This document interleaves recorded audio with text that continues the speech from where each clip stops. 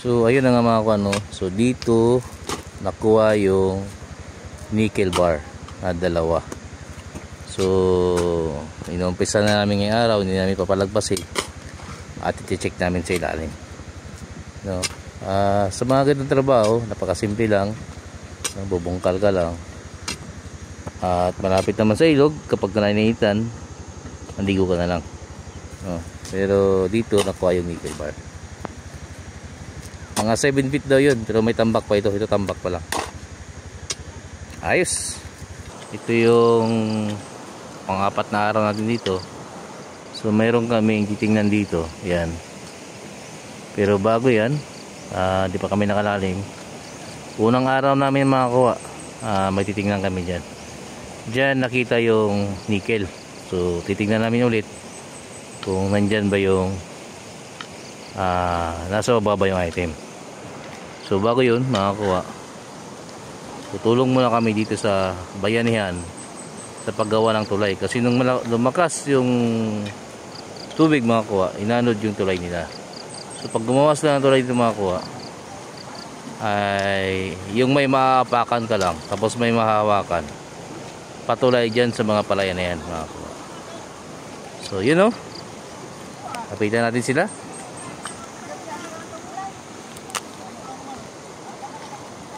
Tingnan natin ang paggawa nila ng tulay dito.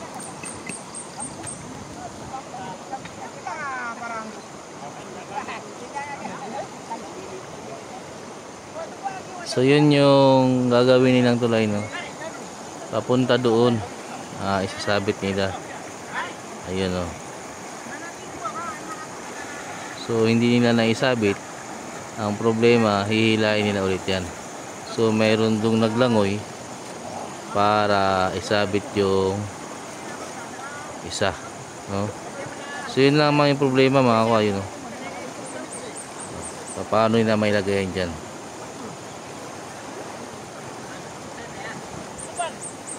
So i-atras niya para makapasok dun sa kabila, no? Ayun, tingnan niyo na. Ayun, nakakit na.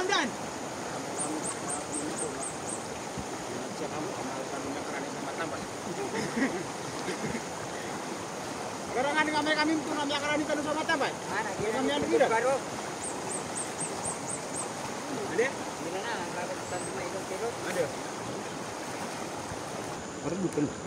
So yung gagawin pala nilang kawayan mga kuha ay yung pinakamalaking kawayan na yun, no?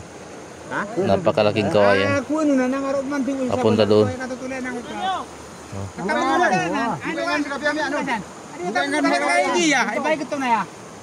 Anjan magamit tama ya. Anyot mano. Bukan lagi pasin.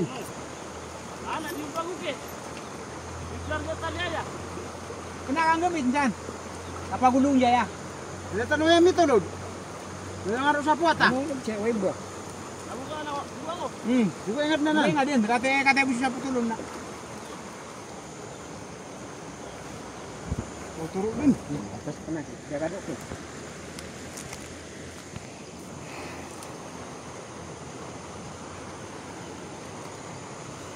Bayanihan.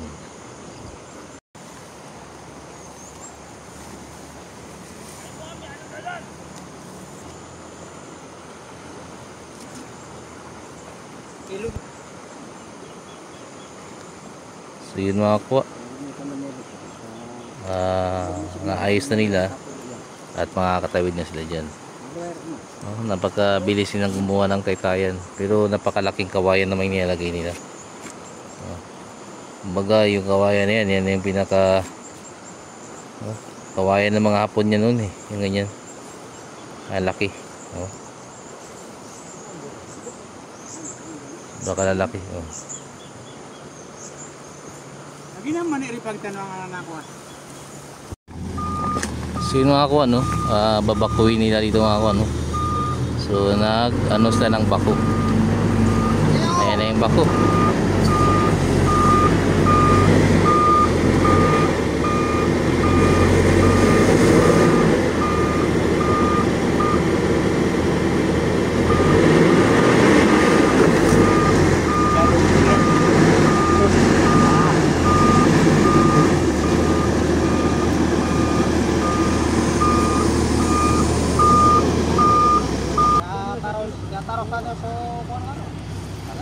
ito na yung bako mga kuha.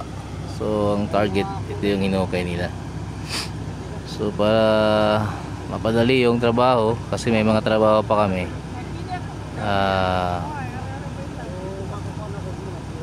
talagang kinuha na nila ang bako. No, si Kunsyel yung ano, yung nag-request, no? Saka si Sir. So maraming salamat sa kanila at mapadali yung trabaho natin. Ayos!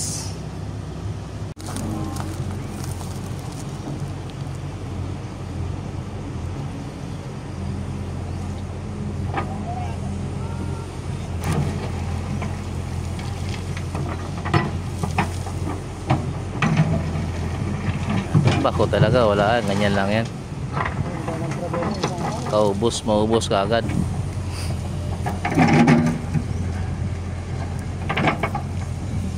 Ang istorya po dyan, alam mo, ano mo ka, kuhan,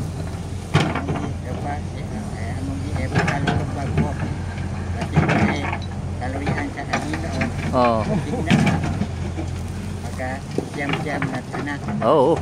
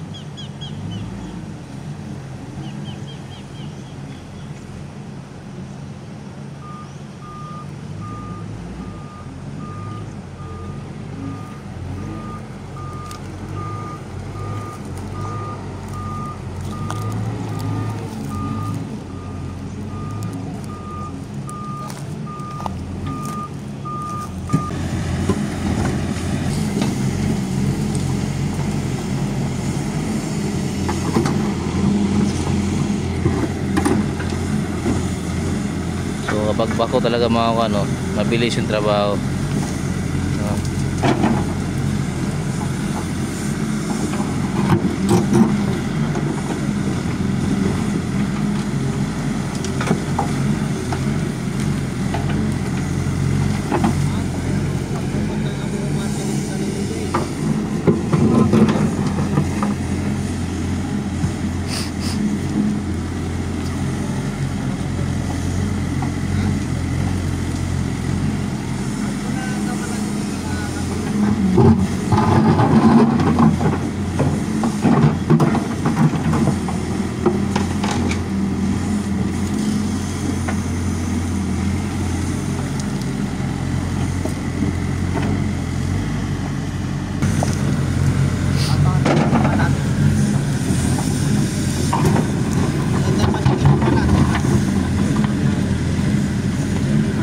Kahit sa wato ra, andun yung bato dito.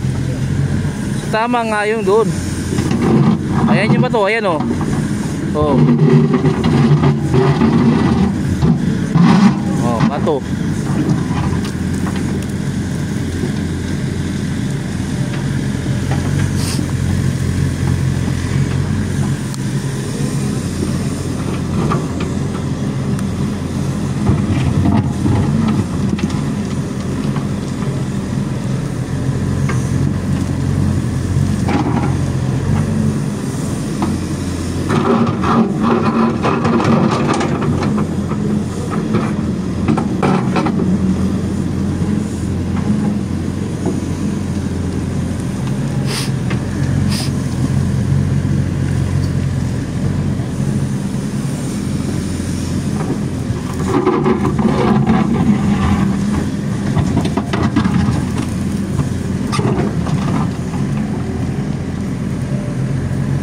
May mga bato malalaki. Ayan o, bato yan o, bato yan o. Ayan.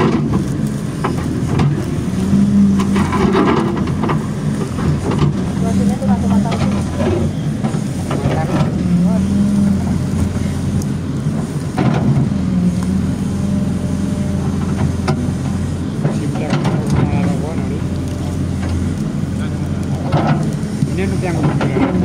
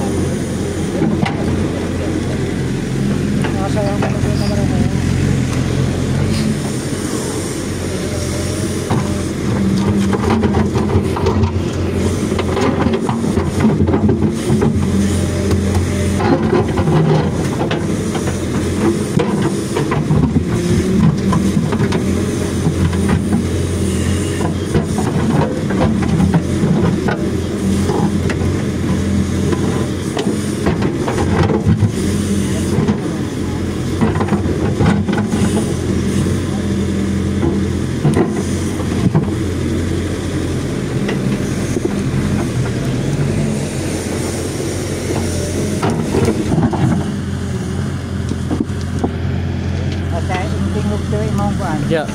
Very gusto nga. Ayun na nga mga kuwa, no? So dahil maraming nanonood nung nagbako kami ng umaga, kaya nagdesisyon kami na pag napalalim na siya ng 9 feet ay tao-tao na lang ang gagawa. Kasi napakaingay kapag may nanonood at bawal dyan sa may site. At nagdudura pa kahit saan. So bawal na bawal po yun. So maraming bawal kapag naghukay kayo. Kasi hindi nyo alam kung sino yung mga nandyan na hindi nakikita. So kung naniniwala kayo sa mga bad omen, ay kailangan yung mag-ingat. So tao-tao ang ginawa namin dyan mga kuwa. At mano-mano. So may bato kaming inabot dyan sa ilalim. At medyo hanapan namin na paan kung paano kami makapasok dun sa baba. Kasi nung nalocate ko yan mga kuwa, no, ay talagang malakas yung higop niya kung saan yung ano yung nilagay. Pero magpalalim pa kami dyan mga kuwa ng mga siguro 7 feet pa. Kasi yung tinutungtungan ng lalaki na yan na naghuhukay ng digger ay dyan na yun nakuha yung nickel bar, no? So hindi nila napansin yun na nailabas na pala nila kasi gabi nila hinuhukay yan, at pagkatapos hukayin ng gabi ay tinatambunan din nila kasi hindi nila lupa yan. Pero ngayon naging legal na siya, pinayagan na sila mahukay dyan. So nag-iingat kami na